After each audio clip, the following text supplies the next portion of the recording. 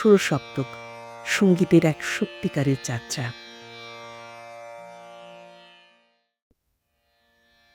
প্রতিদিন ভোরবেলা উঠে গলা সাধুন। গভীর ঘুমের পরে ভোরের বিশ্রামযুক্ত কণ্ঠ আপনার রেওয়াজের জন্য যে কতটা উপকারী আপনি ভাবতেও পারছেন না। শান্ত মনে স্থির চিত্তে ভোরে উঠে খরচের সাধনা করুন। খরচ অর্থাৎ সঙ্গীতের মূল স্বর সা। সা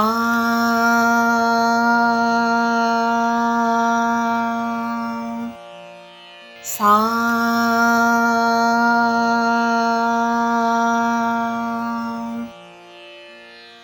প্রথমে খানিকক্ষণ তানপুরা চালিয়ে রাখুন। তানপুরার আওয়াজ কানে নিয়ে সোজা হয়ে বসে একদমে সা বলুন। আকারেও বলতে পারেন। চেষ্টা করুন খানিকক্ষণ দম ধরে একটানা সা গাওয়ার অভ্যাস করা। এতে গান গাইবার সময় দমের ঘাটতি হয় না। এই সা বলার সময় প্রথমে 10 সেকেন্ড, তারপর 12 সেকেন্ড, তারপরে 14 সেকেন্ড এইভাবে বাড়িয়ে প্র্যাকটিস করে যেতে হবে। এতে যে শুধুমাত্র গলার উপকার হবে তা নয়, ফুসফুসেরও আয়ু দীর্ঘায়িত হবে।